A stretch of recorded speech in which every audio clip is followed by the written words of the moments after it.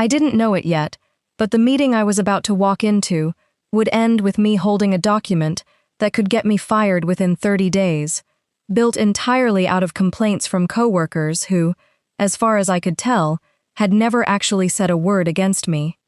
I want to start there, before I explain how I got into that room, because I need you to sit with that feeling for a second, the way I had to sit with it for weeks. Someone had built a case against me, using voices that didn't exist, and by the time I understood exactly whose voice it actually was, everything about that meeting looked completely different than it had the day it happened. If you like a story that keeps rearranging itself the longer you sit with it, stay with me, because this one has more turns than you'll expect. Hit subscribe now, because you're going to want to see exactly how this unravels. And tell me in the comments, have you ever been blamed for something using evidence that didn't actually check out? My name is Vanessa. I was 36, a marketing operations manager at a mid-size consumer goods company, 6 years in, running a team of 8 people I'd hired, trained, and genuinely liked. The meeting happened on an ordinary Wednesday morning. My manager, a decent, mostly conflict-averse man named Owen, asked me to stop by his office instead of our usual one-on-one conference room. Sitting beside him was Renata, our HR business partner, sharp, controlled, the kind of person whose calm never wavered, no matter what was actually happening in a room. "We need to talk about some concerns that have come up," Renata said, sliding a folder across the desk. "Multiple team members have raised issues over the past several months. We've compiled them into a formal review." I opened the folder expecting maybe 1 or 2 notes about a missed deadline, a tense exchange in a meeting, something small enough to have a real conversation about. What I found instead was 4 pages of anonymous, specific complaints, allegations that I dismissed ideas in meetings without explanation, took credit for team members' work in leadership updates, played favorites when assigning high-visibility projects, and created what one entry called a climate of quiet intimidation. I read it twice. None of it matched a single conversation I remembered having with anyone on my team. Not one specific example lined up with an actual meeting, an actual project, an actual moment I could place. "I don't understand," I said, and I meant it completely. "Who said this?" "The complaints are anonymous," Renata said. "That's standard practice, to protect the people who came forward. But given the volume and consistency, we need to move forward with a formal performance improvement plan, 30 days. If the concerns aren't clearly addressed by the end of that window, we'll need to discuss next steps." Next steps. The same kind of clean, bloodless corporate phrase that always means something much worse than it sounds. I looked at Owen, hoping for something, a raised eyebrow, a flicker of doubt, anything that told me he found this as strange as I did. He just looked tired and mostly silent, the way people look when they've already decided a fight isn't worth having on someone else's behalf. I signed the acknowledgement form because I didn't see another option in that room. I walked back to my desk afterward and sat very still for a long time, staring at 4 pages of complaints from people who, as far as I could tell, had never once given me a reason to expect them. Here's what I want you to understand about that 30-day window, because it's the part that made everything so much harder than a simple accusation would have been. I couldn't defend myself against specifics because I wasn't given any real specifics, just broad categories dressed up to sound concrete. Dismisses ideas without explanation. Which idea? Whose? In which meeting? Takes credit for team members' work in leadership updates. Which update? Which project? I had 8 direct reports and dozens of projects running at any given time. Without a single date or name, there was nothing to actually respond to, only a general shape I was expected to somehow prove wasn't true. I did the only thing that felt honest. I asked each member of my team, individually and carefully, over the following week, how they felt about working with me. Not defensively, genuinely. 7 of the 8 gave me answers that were warm, specific, and completely inconsistent with anything in that folder.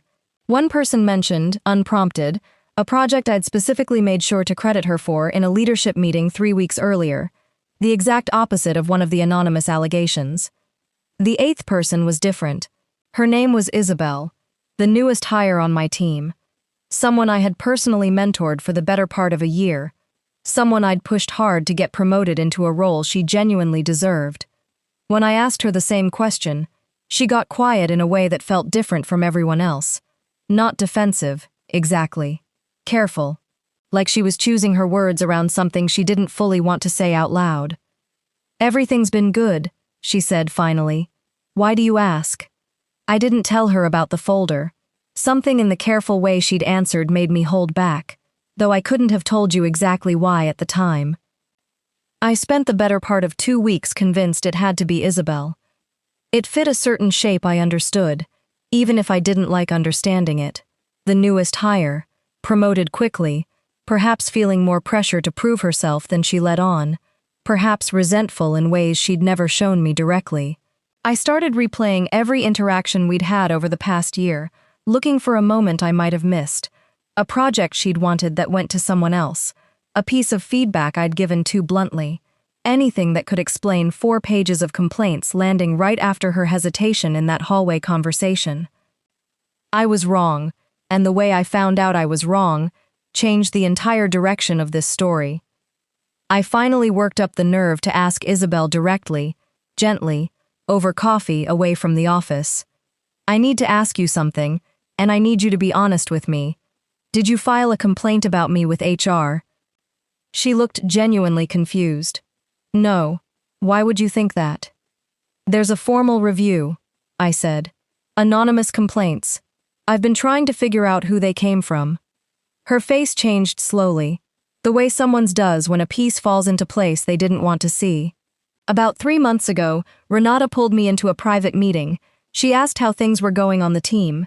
Generally, I mentioned, just once, that I sometimes wished I got clearer feedback faster. That's it.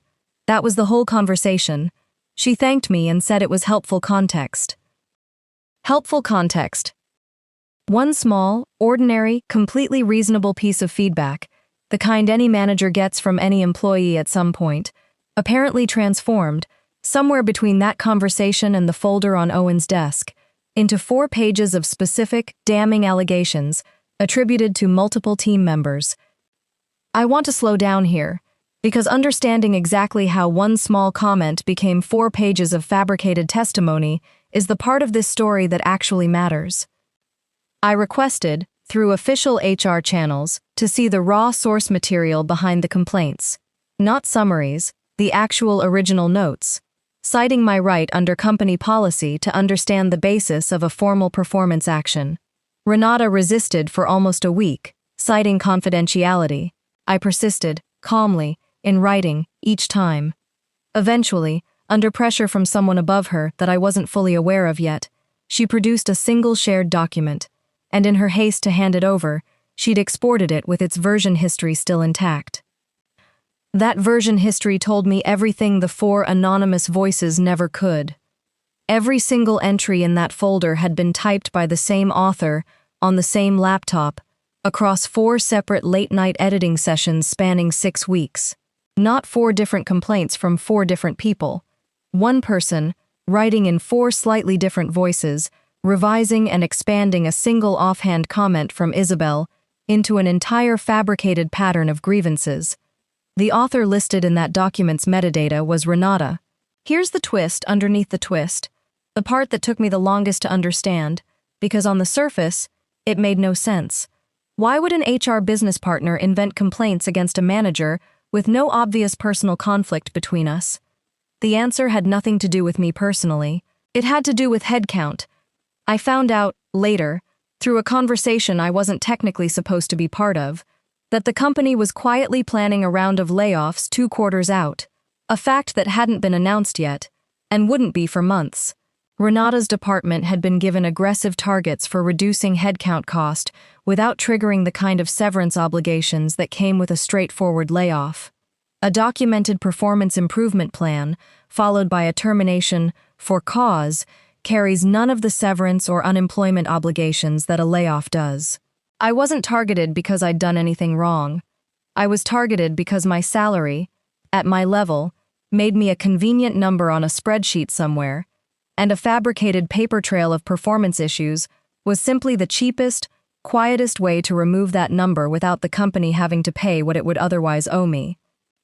Isabel's one small, honest comment about wanting clearer feedback hadn't been feedback at all, in Renata's hands.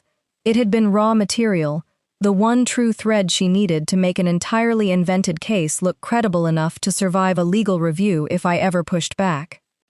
I sat with all of this for several days before deciding what to do with it, and I want to be honest about the version of this story I almost told instead.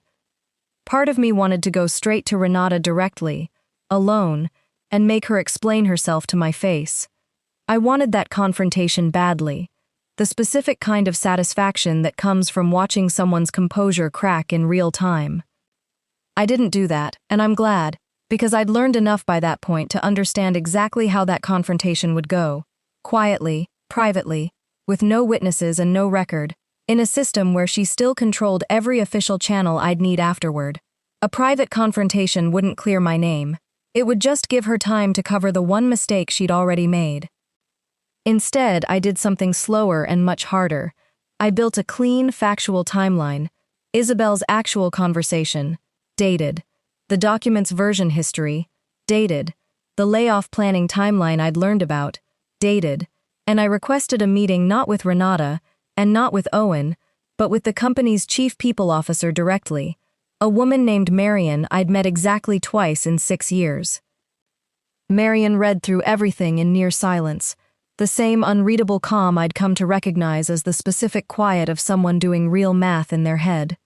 "Walk me through the version history again," she said finally.